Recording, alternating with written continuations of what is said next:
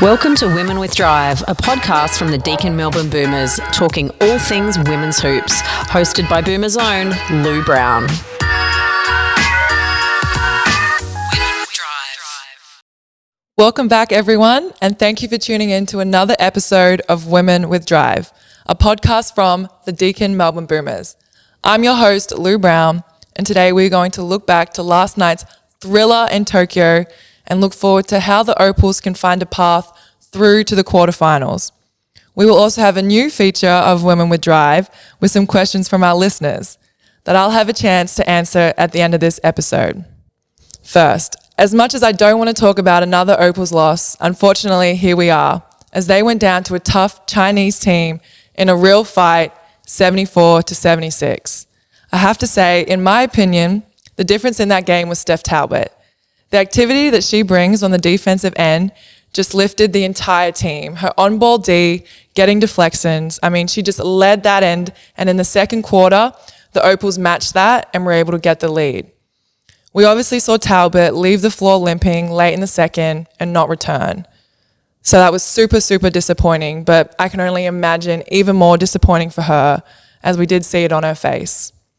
Throughout the loss to China, it seemed the Opals struggled to find any rhythm on offense and looked like there was glad rap on the ring during stretches of that game.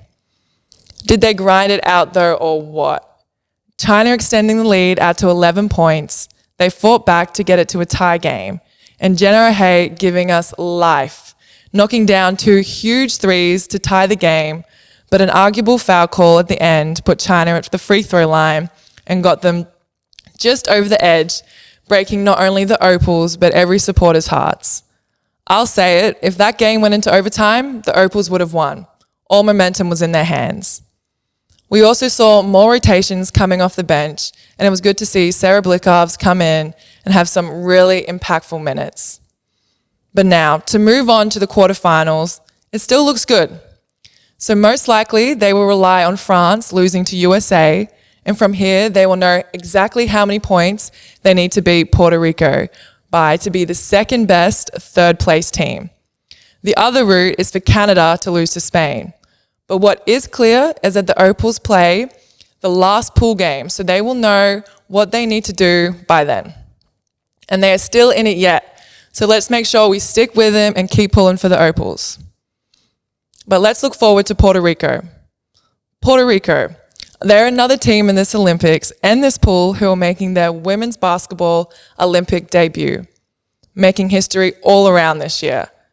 After appearing in their first ever FIBA Women's AmeriCup final, securing a silver to achieve their best ever result. So a huge congratulations to Puerto Rico, and I hope they continue to keep making history for their country, just not against the Opals on Monday night. But the last time these two teams met was in France in 2020. Australia came up on top 100-74. And in this game, Ezzy was quite significant on the offensive end, and this will have to be the case again on Monday. Puerto Rico have had a bit of a tough Olympics campaign, falling to China in their first game 97-55 and Belgium 87-52. And I really have no doubt the Opals are going to produce a very similar result. Puerto Rico will be led by veteran and point guard Pamela Rosado. First making the national team in 2004, Rosado has been key to the growth of not only the national team in Puerto Rico, but has been crucial in changing the landscape of women's basketball in Puerto Rico. And from what I've read, she talks about that in very high regard and very proudly. These are the kind of stories I love hearing and learning about. Rosado finished with 14 points against China and 5 points against Belgium.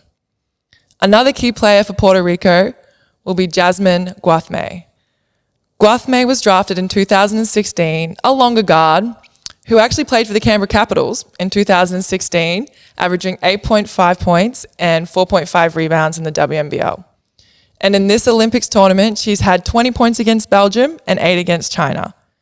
The Opals had a bit of trouble against her in 2020, as Guathme finished with 30 points.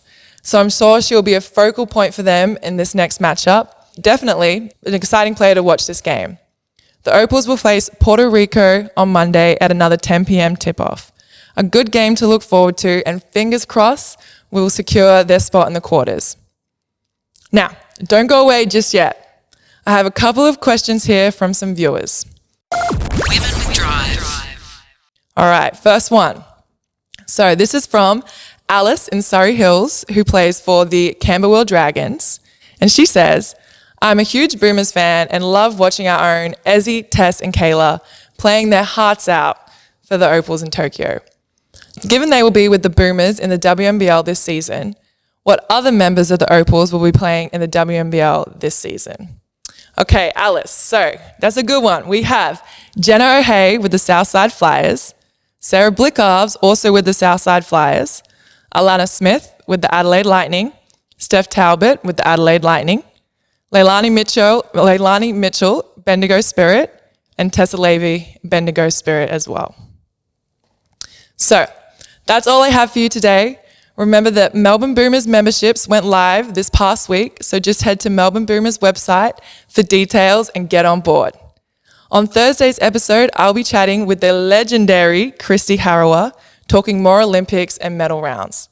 Thanks everyone for tuning in to this episode of Women with Drive. Make sure to subscribe so you don't miss an episode, and be sure to watch the Opals take action in their final pool game tonight against Puerto Rico at 10 p.m. Thanks for listening to Women with Drive, hosted by Lou Brown. Make sure you subscribe wherever you get your podcasts, and if you could, leave us a review.